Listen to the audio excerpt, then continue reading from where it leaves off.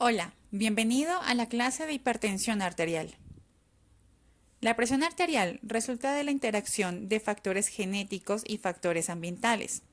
Estos últimos modulan la predisposición subyacente debido a la herencia y a determinados factores que aparecen durante la maduración fetal. En unos individuos predomina el peso genético, mientras que en otros los factores ambientales. El 95% de las hipertensiones que se observan en la clínica no tienen una etiología definida. Constituyen la llamada hipertensión arterial esencial, también denominada como primaria o idiopática, mientras que el 5% restantes son secundarias a diversas causas, entre las que se destacan por su frecuencia las inducidas por drogas o fármacos, enfermedad renovascular, fallo renal, entre otras. La hipertensión arterial esencial es un desorden heterogéneo. Puede haber considerables variaciones en la participación de los factores causales en diferentes periodos y estadios, y así también en diferentes individuos.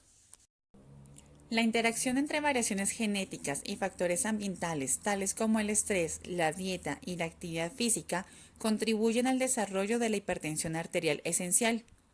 Esa interacción origina los denominados fenotipos intermedios, mecanismos que determina el fenotipo final hipertensión arterial a través del gasto cardíaco y la resistencia vascular total.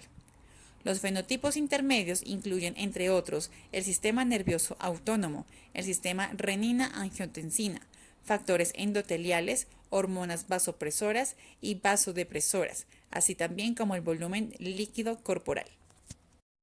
En una población libre de factores que predisponen a la hipertensión, la presión arterial presentará una distribución normal, estará desviada a la derecha y tendrá una base estrecha o menor variancia. Cuando surge un factor de predisposición a la hipertensión, como el aumento de la masa corporal, la curva de distribución normal se desplaza más hacia la derecha y aumenta la base. Se aplana y si el aumento de la masa corporal se agrega otro factor, como el consumo de alcohol, la curva se llega a desplazar aún más hacia la derecha. Los límites entre la influencia del ambiente y de los genes son borrosos, sobre todo con la detección del retardo del crecimiento intrauterino como fuerte indicador predictivo de una hipertensión futura. Se ha comprobado que la correlación entre la presión arterial de hermanos naturales es muy superior a la de hermanos adoptados, así como la correlación de los valores de la presión arterial entre padre e hijo y madre e hijo son muy superiores en los hijos naturales que en los adoptados. Entre los gemelos monocigóticos, la correlación de los valores de la presión arterial es muy superior a la de los dicigotos. La historia familiar de hipertensión predice de forma significativa la afectación futura por la hipertensión en miembros de esa familia.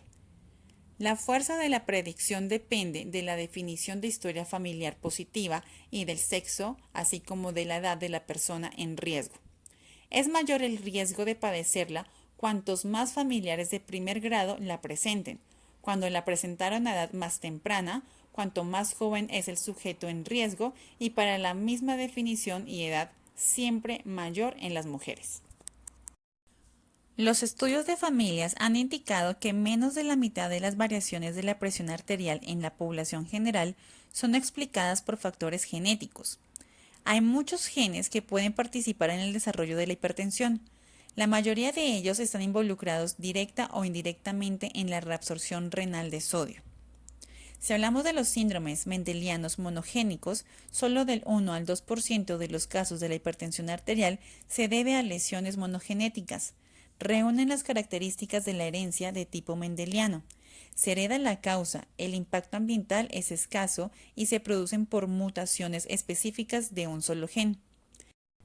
Estas mutaciones tienen como resultado excesiva retención renal de sodio, bien por defectos primarios en los sistemas de transporte en la nefrona distal o por estimulación de la actividad del receptor de mineralcorticoides. Estas se dividen en síndromes por sobreproducción de mineralcorticoides y síndromes por incremento de la actividad de mineralcorticoides. El fenotipo de estos síndromes es una hipertensión arterial severa desde el nacimiento, aumento de la reabsorción renal de sal, expansión del volumen, sensibilidad a la sal, supresión de la actividad de la renina plasmática, elevación de aldosterona o supresión de aldosterona, alcalosis metabólica e hipopotasemia variable. Se produce también muerte prematura por un accidente cerebrovascular. El hiperaldosteronismo es una enfermedad autosómica dominante, reside en el cromosoma 8. El síndrome de Leigh es autosómica dominante, reside en el cromosoma 16. Consiste en mutaciones en el canal epitelial del sodio sensible a amiloride. El exceso aparente de los mineralocorticoides llegan a ser autosómicos recesivos. Consiste en la mutación en la isoforma renal específica 11-beta hidroxiesteroide deshidrogenasa. Este gen puede ser un locus para la hipertensión esencial sensible a la sal. Normalmente esta enzima convierte el cortisol al metabolito inactivo cortisona. En la nefrona distal, el cortisol y la aldosterona tienen una afinidad similar por el receptor mineralcorticoide. La hipertensión autosómica dominante con bradidactilia es el único de estos síndromes monogénicos que no actúa a través de una retención renal de sodio. Se trata de un síndrome familiar con braquidactilia autosómica dominante y baja estatura, localizado en el cromosoma 12p y que puede incluir un defecto neurovascular. Dentro de los factores etiológicos de la hipertensión arterial esencial se han descrito los siguientes: obesidad, resistencia a la insulina, ingesta elevada de alcohol, ingesta elevada de sal en pacientes sensibles a la sal, edad y género, así también como el sedentarismo, el estrés, ingesta baja tanto de potasio como de calcio. La obesidad ha sido ampliamente reconocida como un factor de riesgo para el desarrollo de esta hipertensión. Es común en todas las sociedades desarrolladas y ha sido observada con una alta frecuencia entre niños. Es sabido que el aumento de la grasa abdominal se asocia con peores consecuencias metabólicas y se ha relacionado con la dislipidemia, la diabetes mellitus tipo 2 y con la hipertensión arterial. El mecanismo por el cual la obesidad y la distribución de la grasa a nivel abdominal provoca un mayor riesgo de hipertensión no es conocido. Otro factor es la resistencia a la insulina. Este es un trastorno metabólico que se manifiesta por una reducción en la utilización de la glucosa en el músculo esquelético periférico. El hecho de que ciertos grupos étnicos no presenten asociación entre la resistencia a la insulina y la hipertensión significa probablemente que están participando tantos mecanismos genéticos como fenómenos ambientales que contrarrestan la influencia de la insulina. No todos los individuos que presentan resistencia a la insulina son hipertensos y la mayoría de los hipertensos no obesos no presentan resistencia a ella. Sin embargo, ambas alteraciones se presentan juntas con una frecuencia mucho mayor de lo que se podría esperar al azar. La insulina favorece la retención renal de sodio, con el consecuente aumento del volumen intravascular, incrementa la actividad del sistema nervioso simpático, aumentando las resistencias periféricas y el gasto cardíaco. Favorece la proliferación de las células musculares lisas, facilitando la aterogénesis y parece provocar una alteración en el transporte transmembrana, incrementando la concentración de calcio intracelular y aumentando la resistencia vascular. La diabetes mellitus y la hipertensión arterial se asocian con una frecuencia elevada. Los pacientes con diabetes tipo 1 presentan hipertensión cuando desarrollan nefropatía diabética, no siendo más frecuente la hipertensión en pacientes sin diabetes que en aquellos con diabetes sin nefropatía. Por el contrario, en los individuos con diabetes tipo 2, la mayoría de los cuales son obesos, la hipertensión es más frecuente que en pacientes obesos no diabéticos.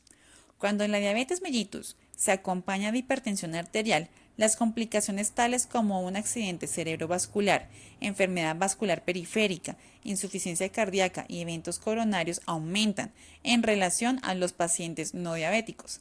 La diabetes mellitus aumenta el riesgo de enfermedad cardiovascular prematura. En las pasadas 2 décadas, los estudios epidemiológicos han establecido una relación entre el consumo de alcohol y la hipertensión arterial, en ambos géneros y para todos los tipos de bebidas alcohólicas. Estudios randomizados muestran que la reducción del consumo de alcohol disminuye los niveles de presión arterial en pacientes hipertensos en tratamiento farmacológico como en aquellos que no reciben tratamiento.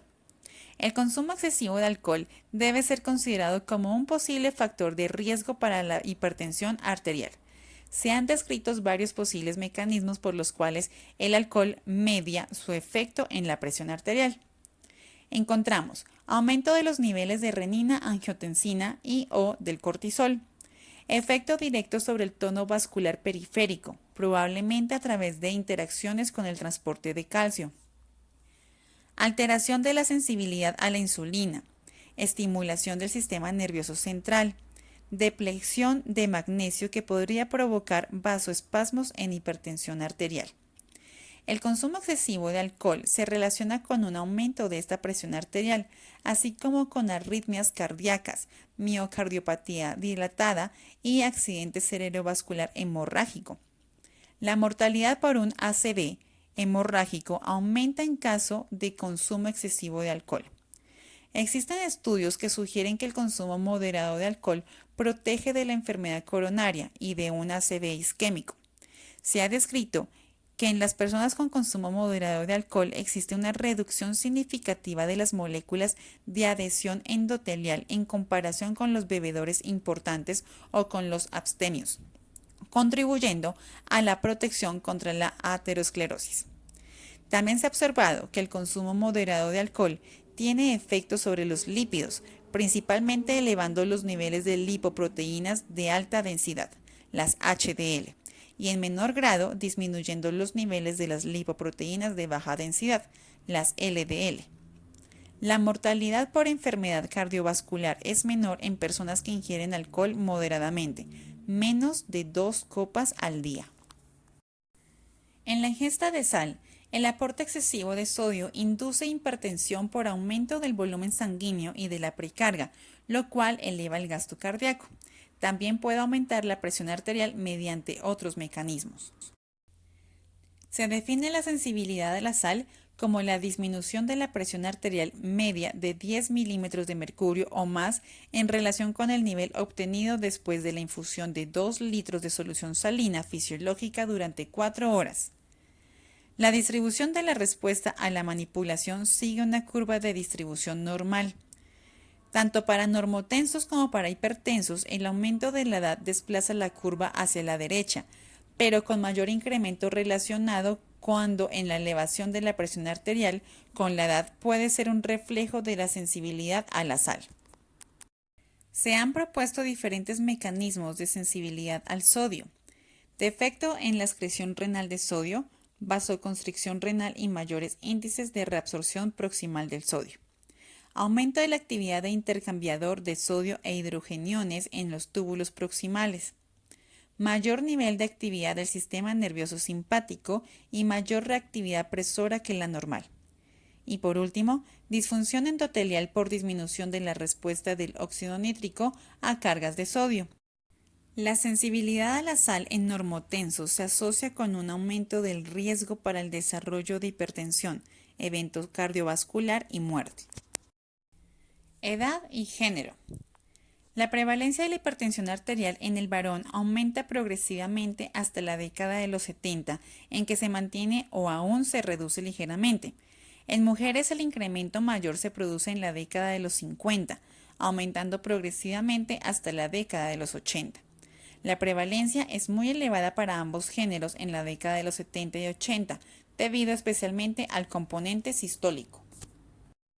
En el sedentarismo, varios estudios han demostrado que el ejercicio regular y la actividad física se asocian con niveles menores de presión arterial y menor prevalencia de la hipertensión arterial. El ejercicio físico previene y restablece las alteraciones en la vasodilatación dependiente del endotelio que aparece con la edad. Además del efecto sobre la presión arterial, el ejercicio influye favorablemente sobre la determinada actuación de los factores que se relacionan con las cardiopatías isquémicas, como son la reducción del colesterol, triglicéridos, de la agregación plaquetaria y del peso. Aumentan las lipoproteínas de alta densidad, HDL, y la tolerancia a la glucosa. El estrés es un estimulante evidente del sistema nervioso simpático. Los individuos hipertensos y los que probablemente presentarán hipertensión sufren mayor estrés o responden a él de una manera diferente. Existen estudios que avalan que las personas expuestas al estrés psicógeno pueden desarrollar hipertensión más frecuentemente que quienes no lo sufren. Incluso en individuos jóvenes sanos se ha demostrado disfunción endotelial transitoria después de experimentar estrés mental. Además, la exposición al estrés no solo puede aumentar la presión arterial por sí sola, sino que también puede generar un aumento del consumo de alcohol y de lípidos. La vía final común para muchos de estos factores es el sistema nervioso simpático, que participa en las primeras etapas del desarrollo de la hipertensión esencial y en efectos hipertensivos de la sal, la obesidad, el sedentarismo y posiblemente también el estrés. Existe un mecanismo por el que el estrés intermitente se puede traducir en hipertensión sostenida. La adrenalina secretada en la médula suprarrenal induce cambios mucho más importantes y prolongados de la presión arterial que la relativamente breve respuesta de huida. Estimula los nervios simpáticos y además actúa sobre el receptor beta 2 presináptico para facilitar la liberación de más noradrenalina. Además, puede haber una alteración en la recaptación neuronal de sodio en individuos con hipertensión esencial que dejaría expuestas las células vulnerables a niveles más elevados de sodio. Un bajo contenido de potasio en la dieta puede ser un factor de riesgo para el desarrollo de hipertensión arterial y de accidentes cerebrovasculares. Los mecanismos por los cuales podría estar relacionado con ambos procesos son inciertos. También parece existir una relación del potasio con los cambios en la excreción del sodio. La retención de sodio inducida por bajos niveles de potasio en la dieta contribuye a elevar la presión entre 5 a 7 milímetros de mercurio en pacientes con hipertensión. Los suplementos de potasio tienden a disminuir esa presión en pacientes hipertensos, así como en los normotensos. Se ha puesto de manifiesto en ensayos clínicos que el aumento de la ingesta de potasio puede reducir de forma considerable la necesidad de tratamiento farmacológico antihipertensivo. El potasio posiblemente desempeña un papel en la prevención de la hipertensión, pero es improbable que sea tan importante como otros factores, tales como la actividad física, la restricción de sodio, la moderación en el consumo de alcohol y la reducción del peso. Otros aspectos nutricionales pueden afectar la presión arterial y participar en la alta prevalencia de la hipertensión. El calcio. El calcio participa en numerosas funciones orgánicas, incluyendo la conducción de los impulsos nerviosos, la contracción muscular, la coagulación y la permeabilidad de las membranas. Sus niveles están regulados por la vitamina D, la hormona paratiroidea, la calcitonina y las hormonas sexuales, controlando su absorción y secreción, así como su metabolismo óseo. El magnesio. La deficiencia de magnesio es rara, siendo más frecuente en pacientes con enfermedades gastrointestinales, renales, en alcohólicos o en aquellos tratamientos que inhiban la reabsorción del magnesio. Se ha observado una relación inversa entre el aporte dietético de magnesio y la presión arterial en grandes estudios prospectivos. Sin embargo, las concentraciones séricas e intracelulares de magnesio suelen ser normales en individuos con hipertensión. Las alteraciones del metabolismo del magnesio se han relacionado con múltiples enfermedades, incluyendo cardiopatías. Sin embargo, su relación con la presión arterial es aún controvertida. El tabaco puede elevar de forma transitoria la presión arterial en aproximadamente de 5 a 10 milímetros de mercurio. El uso crónico del tabaco no se ha asociado con un incremento de la incidencia de la hipertensión arterial. Los fumadores habituales generalmente tienen niveles más bajos de presión arterial que los no fumadores, que puede estar relacionado con el menor peso del fumador, así como por el efecto vasodilatador de los metabolitos de la nicotina. El tabaco se debe evitar en la población en general y en hipertensos en particular, ya que aumenta marcadamente el riesgo de enfermedad coronaria y parece estar relacionado con la progresión hacia insuficiencia renal. Hablemos de la patogenia de la hipertensión arterial esencial. La presión arterial es el producto del gasto cardíaco y la resistencia vascular periférica. Cada uno de ellos depende de diferentes factores como lo son la volemia, la contractibilidad miocárdica y la frecuencia cardíaca para el gasto cardíaco. La vasoconstricción funcional y o estructural de las arterias de mediano calibre determinan el incremento de las resistencias periféricas. En diferentes poblaciones de hipertensos, el equilibrio entre ambos está desplazado bien hacia niveles relativamente elevados de gasto cardíaco, como es el caso de la obesidad, la sal sensibilidad o jóvenes, bien hacia el incremento de resistencias, como es el caso de la hipertensión de larga evolución, hipertensiones severas o en el adulto mayor.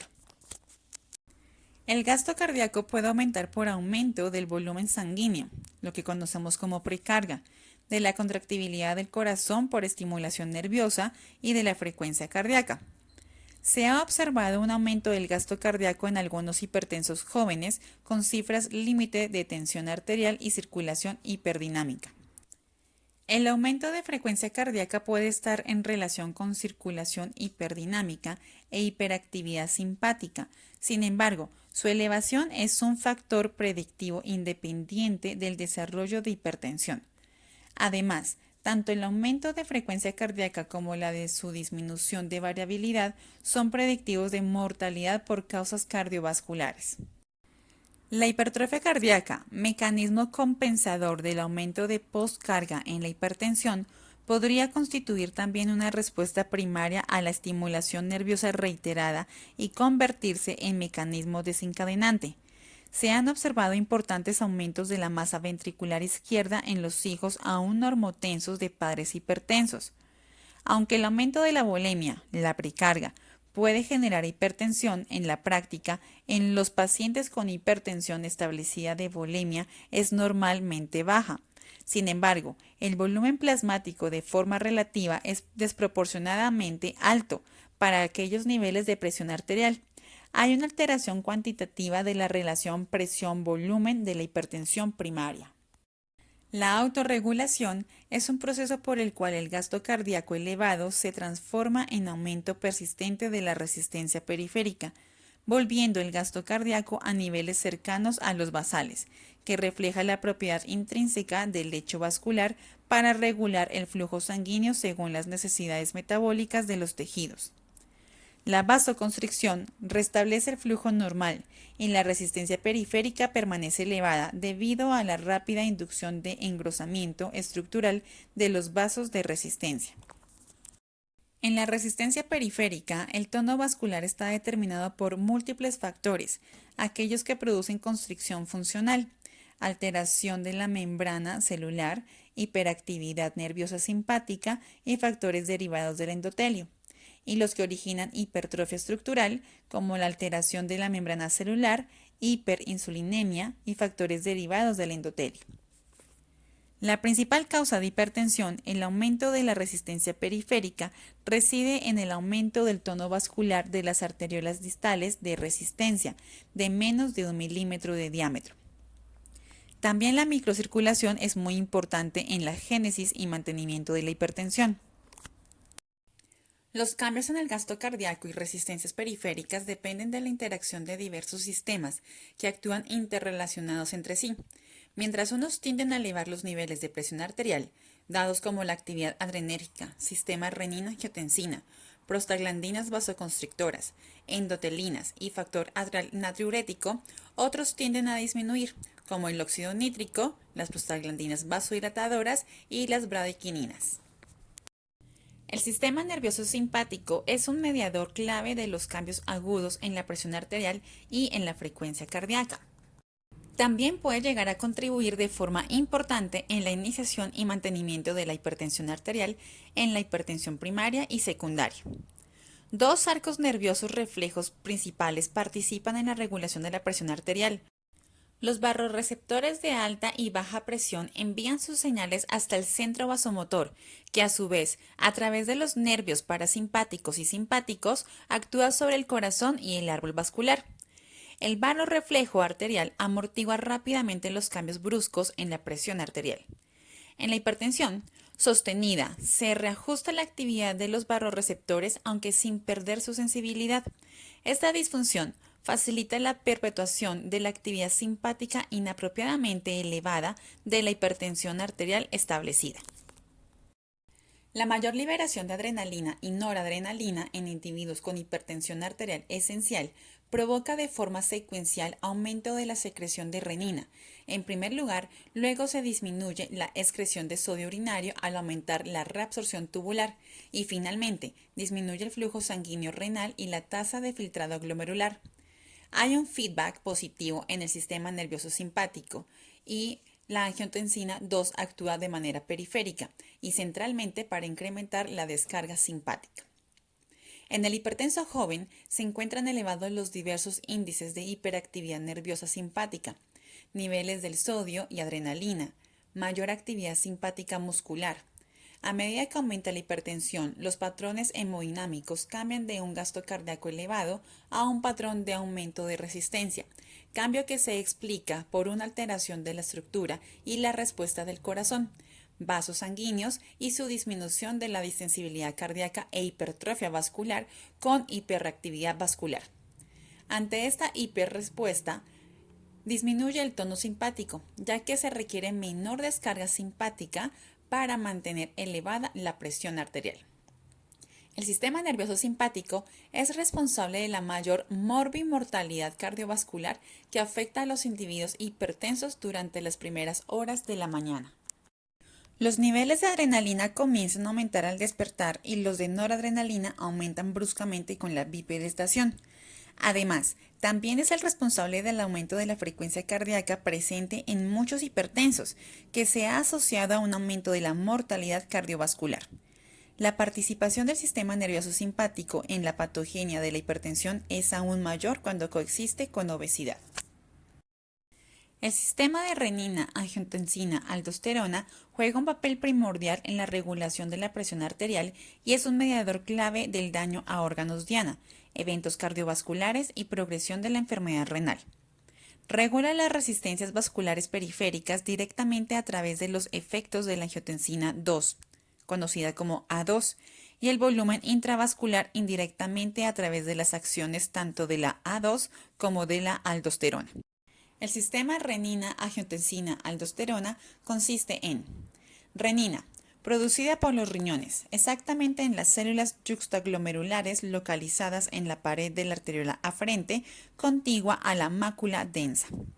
Genera cambios de la presión arterial y de la concentración de sodio, así como el aumento de estimulación nerviosa renal aumentando su secreción. Segundo, tenemos el sustrato de renina, conocido como el angiotensinógeno, producido por el hígado. Se eleva por los estrógenos y otros estimulantes de la actividad enzimática de los microsomas hepáticos. En tercer lugar, la enzima convertidora de angiotensina. Transforma la angiotensina 1 en angiotensina 2. Está localizada fundamentalmente en los pulmones y en menor grado en los vasos sanguíneos. Cuarto, la quimasa. Convierte la angiotensina 1 en angiotensina 2 en diversas localizaciones, sobre todo en el corazón y en las arterias. La angiotensina 2 es una hormona peptídica que ejerce en los órganos diana los efectos más importantes de este sistema al interactuar con los receptores de la membrana plasmática. La activación del sistema renina-angiotensina-aldosterona es variable en los pacientes hipertensos y sigue una distribución casi normal. Cabría de esperar, en concordancia con la mayor presión de perfusión de las células yuxtaglomerulares, una inhibición de la liberación de la renina y, por tanto, bajos niveles de actividad de renina plasmática. Sin embargo, solo un 30% de los pacientes con hipertensión esencial tienen niveles bajos de renina y un 60% los tienen normales con un 10% elevados. La regulación renal de la presión arterial en individuos normales es el mecanismo dominante para el control a largo plazo de la presión arterial. La mayoría de los autores cree que el mecanismo por el cual el riñón causa hipertensión es un trastorno de la excreción de sal. Existen varias hipótesis que explican este trastorno. La primera es la curva de presión, también conocida como natriuresis. En los normotensos, el incremento de la presión arterial lleva a un incremento de la excreción urinaria de sodio. En los hipertensos se produce un reajuste de la curva con desplazamiento de la misma hacia la derecha, de forma que para excretar la misma cantidad de sodio se precisarán valores más elevados de la presión arterial. Existe también la posibilidad de un defecto hereditario de la excreción renal de sodio. Como segundo, encontramos la renina y la heterogeneidad de las nefronas. Esta hipótesis se basa en la existencia de una subpoblación de nefronas isquémicas por vasoconstricción arteriolar aferente o por estrechamiento intrínseco de su luz, cuya secreción de renina se encuentra elevada permanentemente, lo que interfiere con la capacidad compensatoria de las nefronas normales. Tercera, reducción del número de nefronas. Hay una disminución congénita del número de nefronas o del área de filtración por glomérulo, limitando así la capacidad para excretar el sodio, con un aumento de la presión arterial que a su vez causa esclerosis glomerular adquirida que a su vez agrava la hipertensión sistémica. Son subgrupos poblacionales con mayor susceptibilidad a la aparición de hipertensión arterial esencial. Los individuos de raza negra, mujeres y ancianos pueden presentar riñones de menor tamaño o con menor cantidad de nefronas. La cuarta característica es el bajo peso al nacer. La presión arterial en la vida adulta se encuentra inversamente relacionada con el peso al nacer. A menor peso del neonato, más altos resultan la presión arterial y el riesgo de enfermedad coronaria, diabetes tipo 2, dislipidemia y enfermedad renal crónica. La presión arterial sistólica es más baja cuanto más kilogramos pese el niño al nacer. El mecanismo más probable es el de la oligonefropatía congénita, menor número de nefronas como consecuencia del retraso del crecimiento intrauterino. La nefrogénesis se produce fundamentalmente en las 6 a 8 semanas de gestación y el número de nefronas no puede reponerse tras el nacimiento. Alteraciones de la membrana celular. Se han descrito alteraciones en las propiedades físicas de la membrana celular y de los sistemas de transporte en la patogénesis de la hipertensión arterial. El transporte iónico a través de las membranas se divide en sodio intracelular. La mayoría de las determinaciones de sodio intracelular han encontrado concentraciones más elevadas en células de individuos hipertensos en relación con las concentraciones halladas en pacientes normotensos. Intercambio entre sodio e hidrógeno. El cotransporte de sodio e hidrógeno intercambian hidrógeno intracelular por sodio extracelular, resultando fundamental para la regulación del pH y de la volemia. El aumento de la actividad de este intercambiador podría estar implicado en la patogenia de la hipertensión arterial, estimulando el tono vascular y el crecimiento de células musculares lisas, y probablemente aumente la absorción de sodio a nivel renal. Cotransporte entre sodio y litio. Para simplificar las determinaciones, el hidrógeno intracelular ha sido reemplazado por litio, pudiendo calcular así el intercambio sodio como transporte sodio-litio. Este cotransporte se encuentra elevado en muchos pacientes con hipertensión arterial y en pacientes con nefropatía diabética. Se ha observado que es el parámetro más frecuente y persistentemente anormal de transporte de sodio en pacientes hipertensos. Transporte y fijación de calcio. Se han encontrado en pacientes hipertensos un mayor contenido de calcio en las membranas celulares comparado con individuos con presión arterial normal. Los canales iónicos. La función de estos canales es importante en la regulación del tono vascular. Sin embargo, aparte de su participación en alguna forma monogénica de hipertensión arterial, existe escasa evidencia a favor de que la disfunción de los canales iónicos influya en la hipertensión arterial. El endotelio es considerado un verdadero órgano de regulación vascular, implicado en procesos vasoactivos, metabólicos e inmunes, a través de la síntesis y liberación de numerosos agentes. Las células endoteliales son sensibles a cambios en las coordinaciones físicas y químicas del ambiente que les rodea. La hipertensión arterial provoca un estrés hemodinámico que puede provocar cambios en la función y en la estructura del endotelio. Existen dos tipos de fuerzas que actúan sobre las células endoteliales que están magnificadas en la hipertensión arterial: La fuerza circunferencial dependiente de la presión de la sangre en el interior del vaso, del radio del mismo y del grosor de la pared. La fuerza tangencial depende del radio del vaso, de la viscosidad sanguínea y de la velocidad del flujo. A mayor elevación de la presión arterial, mayor es la magnitud de dichas fuerzas y la capacidad de deformar las células.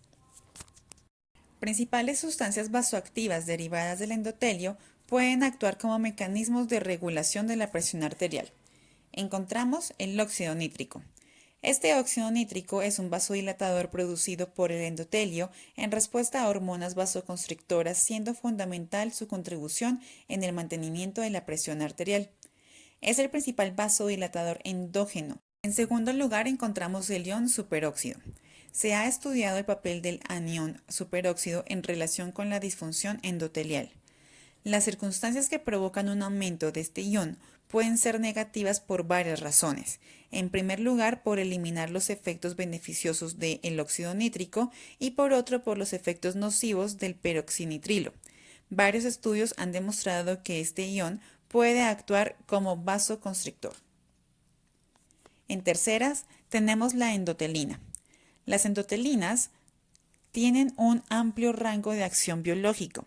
La endotelina 1 es la isoforma predominante derivada del endotelio y su principal acción a nivel vascular es la vasoconstricción y la proliferación celular, acciones que ejerce a través de la activación de los receptores A en las células musculares lisas. Pero existen receptores B de la endotelina, localizados predominantemente en las células endoteliales que producen vasodilatación, ya que estimulan la liberación del óxido nítrico y de la prostacicilina. Dentro de los cambios estructurales en el sistema vascular encontramos que el gasto cardíaco y las resistencias periféricas provocan en primer lugar cambios funcionales. Posteriormente se producen cambios estructurales que perpetúan y acentúan las alteraciones funcionales iniciales. Estos se producen a nivel de A. Ventrículo izquierdo mediante el remodelado y posterior hipertrofia ventricular izquierda. B. Arteriolas de resistencia con remodelado de sus paredes que amplifica la resíntesis vascular periférica. C. Microvascular, con disminución de la superficie capilar a nivel de diversos órganos y del músculo estriado, que puede favorecer la resistencia de la captación de glucosa por el músculo y la consiguiente resistencia a la insulina. Y D. Aorta y grandes vasos, reduciendo la elasticidad que contribuirá a incrementar más aún el componente sistólico. Ahora hablemos de los cambios en la microcirculación de la hipertensión. En primera instancia, tenemos los cambios estructurales. Además del remodelado, se produce la denominada rarefacción. Esta consiste en la pérdida de hasta el 50% de los vasos de la microvasculatura. Puede deberse tanto a factores hemodinámicos como a la acción o depleción de factores tróficos o de crecimiento local, tal como la angiotensina 2, insulina, factor de crecimiento de los fibroblastos, factor de crecimiento derivado de las plaquetas y otros, sin olvidar cambios degenerativos en los capilares, tales como la atrofia de las células musculares lisas a través de la apoptosis y atenuación del endotelio. Segundo, cambios celulares. Cambios en la morfología de la célula endotelial que influye en la permeabilidad de la microcirculación, la alteración en el transporte de metabolitos, la injuria de la matriz intersticial y el daño a órganos diana. Y en tercera, tenemos los cambios funcionales, donde hay una reducción de la distensibilidad de la microcirculación por el aumento del colágeno respecto a la elastina en los vasos y por el reducido número de vasos. Para terminar, hablemos de los cambios de los grandes vasos de capacitancia. En la hipertensión se produce un aumento de la rigidez, conocida como arteriosclerosis, y reducción de la elasticidad de estos vasos por cambios en las unidades contráctil elásticas de la media de la pared del vaso, con un aumento de colágeno y disminución de elastina de forma difusa. La rigidez de las arterias centrales y la presión sistólica son determinantes para mayor riesgo cardiovascular en pacientes mayores de 50 años, mientras el incremento de la resistencia vascular sistémica y la presión diastólica predominan en pacientes jóvenes.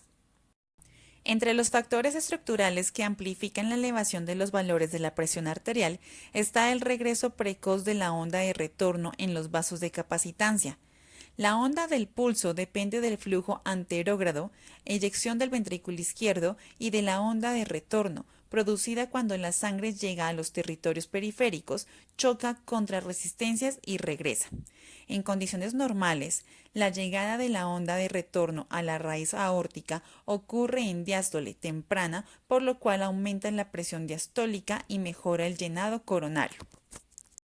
Con la disminución de la elasticidad de la aorta aumenta la velocidad de tránsito de la onda del pulso, produciéndose el retorno de forma precoz, alcanzando la onda en el momento del ascenso, durante la sístole tardía. La consecuencia es el aumento de la presión arterial sistólica y en la presión del pulso y mayor tensión sobre las paredes, lo cual aumenta aún más la presión arterial, cerrando un círculo vicioso, la poscarga ventricular y promueve la hipertrofia ventricular izquierda. Como la rigidez arterial y la amplificación de la onda del pulso aumentan con la edad, hay un cambio gradual desde presión diastólica a sistólica y eventualmente a presión de pulso como predictores de riesgo cardiovascular.